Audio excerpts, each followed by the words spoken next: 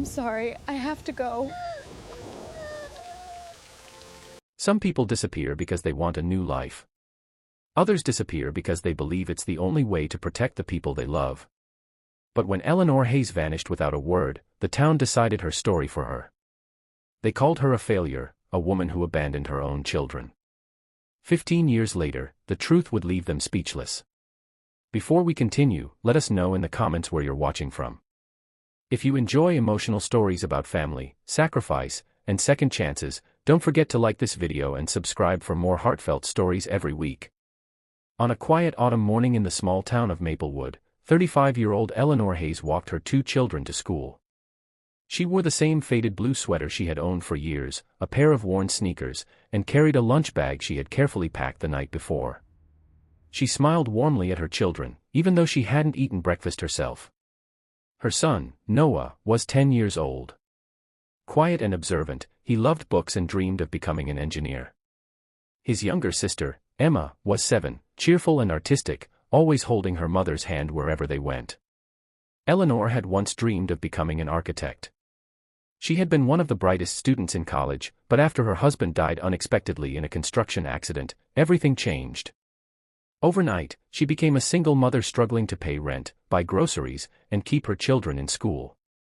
She worked 2 jobs, cleaning offices before sunrise and washing dishes at a neighborhood diner late into the evening. Sleep had become a luxury she could rarely afford. Many people in Maplewood admired hard work, but not everyone admired Eleanor. Some whispered that she would never amount to anything. Others pitied her. A few even questioned whether she was capable of raising 2 children on her own. The cruelest comments often came from people who had never taken the time to know her. One afternoon, as Eleanor picked up Noah and Emma from school, she overheard 2 parents talking near the parking lot. "Those poor kids," one woman said softly. "They deserve a better life," another replied. "Their mother has nothing to offer them." Eleanor paused for just a moment. The word stung, but she forced herself to keep walking. She refused to let her children see the tears forming in her eyes.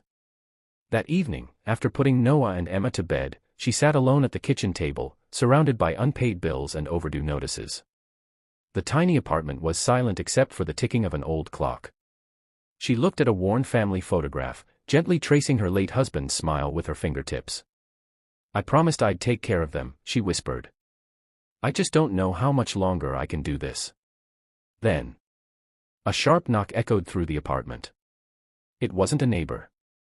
It wasn't a friend. Standing outside the door was someone Eleanor never expected to see again. The expression on her face changed instantly. Without saying a word, she stepped outside and quietly closed the door behind her. Who was waiting for Eleanor, and why would that unexpected visitor change the course of her family's life forever? Eleanor stared at the man standing in the dimly lit hallway. He was in his early 60s, dressed in a charcoal gray suit that looked out of place in her modest apartment building.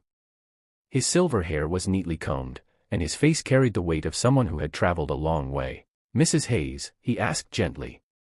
She nodded. "My name is Arthur Bennett. I worked with your late husband, Daniel." At the mention of Daniel's name, Eleanor's heart skipped a beat. "My husband never told me about you," she replied cautiously.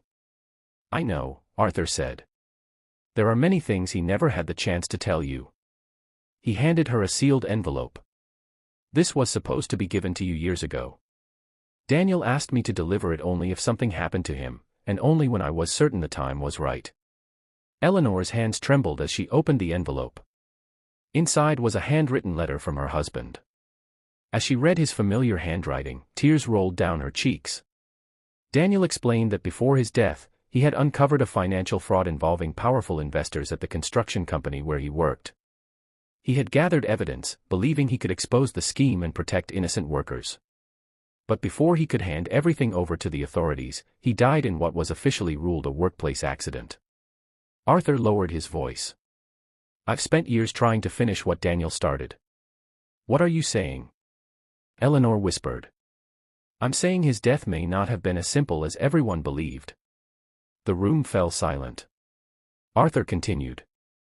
"The people involved are finally being investigated. But some of them still have influence.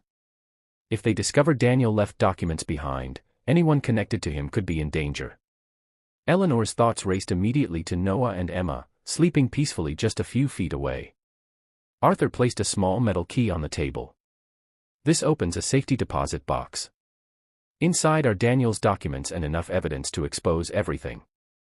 Then why not give them to the police? Eleanor asked. We will, Arthur answered. But until the investigation is complete, we need to keep your family safe. 4 days, Eleanor couldn't sleep. She kept looking at her children, wondering whether they were truly safe. Then, one rainy evening, she noticed the same black sedan parked across the street for the 3rd day in a row. The next morning, a stranger quietly asked a neighbor where she lived. Whether those people were connected to Daniel's case or not, Eleanor couldn't ignore the fear growing inside her. She faced the hardest decision of her life. If she stayed, she might place Noah and Emma in danger. If she disappeared, they would grow up believing she had abandoned them. Neither choice felt right. That night, she tucked Noah and Emma into bed a little longer than usual. She kissed their foreheads. I love you more than you'll ever know, she whispered, her voice breaking. Neither child realized those would be the last words they would hear from their mother for many years. Before dawn, Eleanor packed a small bag, took Daniel's letter and the key, and quietly stepped out into the cold morning. She turned back one last time to look at the apartment window. Tears blurred her vision. Then she walked away, carrying a secret she prayed her children would one day understand. 15 years passed. The little apartment where Eleanor had once struggled to keep hope alive was long gone. Maplewood had changed. New businesses lined the streets, old buildings had been replaced, and most people had almost forgotten the woman who disappeared without a trace. But Noah and Emma never forgot. They simply remembered her differently.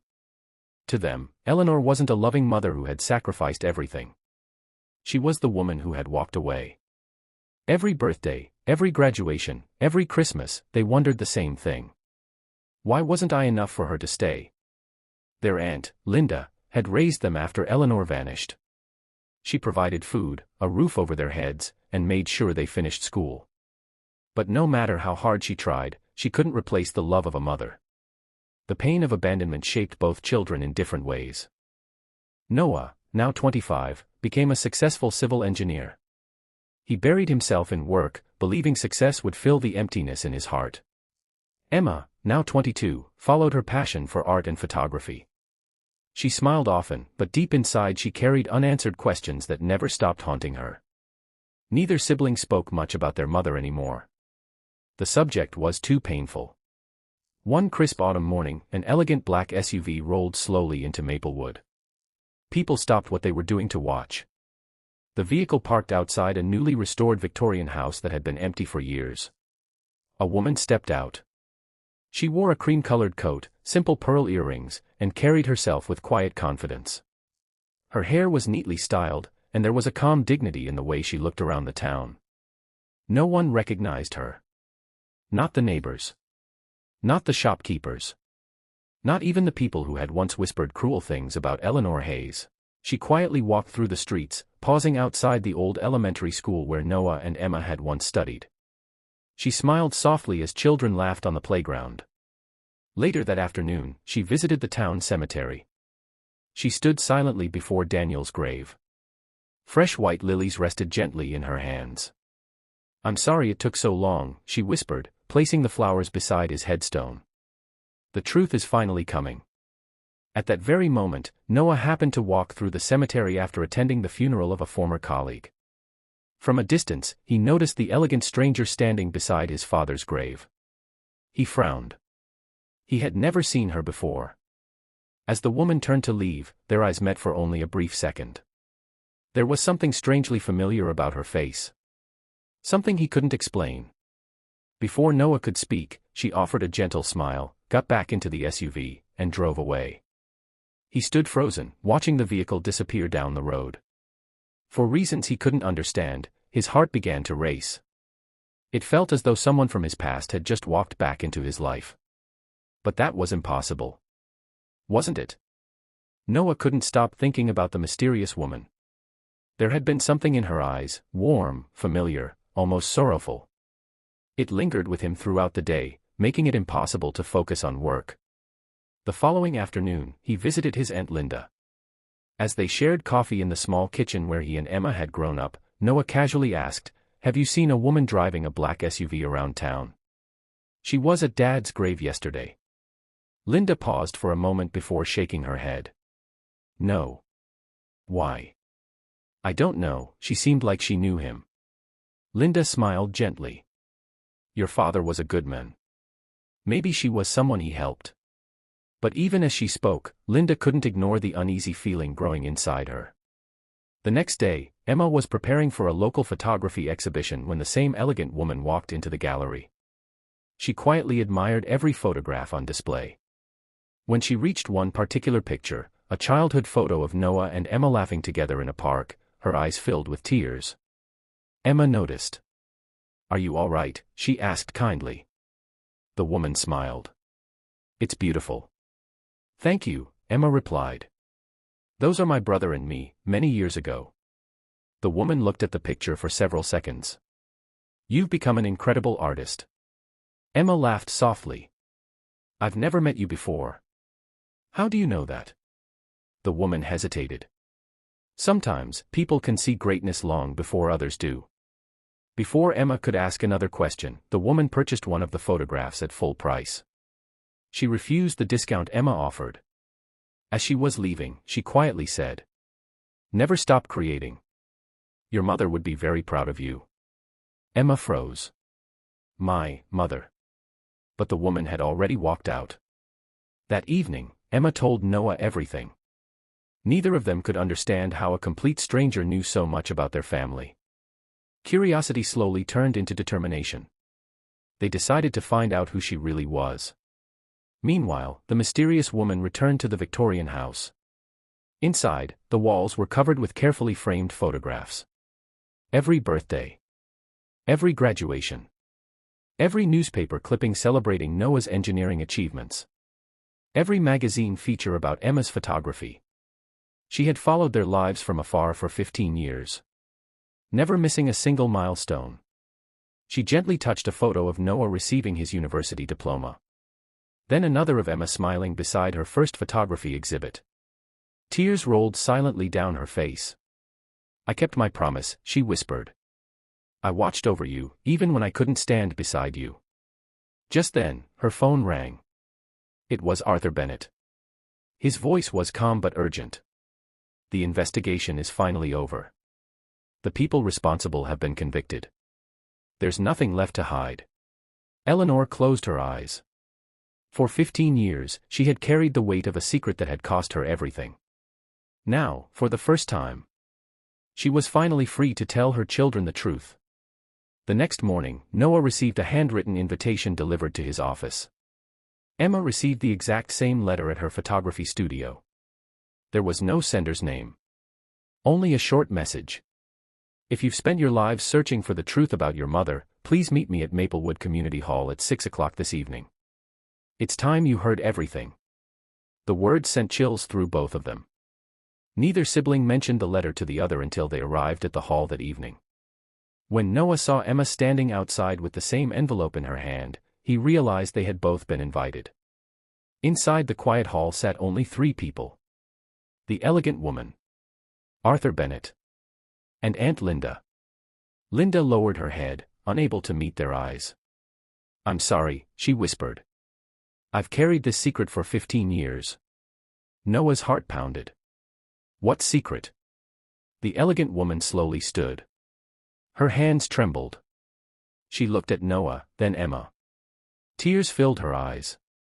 "My name isn't important to you anymore," she said softly. "You knew me once." She removed the scarf around her neck and took a slow step forward. "It's me. I'm your mother." The room fell completely silent. Emma covered her mouth. Noah stared in disbelief. For several seconds, neither of them could speak. Then anger replaced the shock. "You left us," Noah shouted. "We waited for you. Every birthday, every Christmas, every single year." Emma's voice broke. "Why didn't you come back?" Eleanor didn't interrupt them. She let them pour out 15 years of pain. When the room finally fell quiet again, Arthur placed an old envelope, a worn diary, and Daniel's handwritten letter on the table. One by one, he explained everything. Daniel had uncovered a dangerous financial fraud before his death. After the investigation began, Eleanor had been warned that the people involved were watching everyone connected to him. Leaving wasn't about abandoning her children. It was about protecting them. To keep them safe, she disappeared under a new identity while quietly rebuilding her life. She worked tirelessly, cooperated with investigators, and never stopped following Noah's and Emma's lives from a distance. She attended graduations from the back row.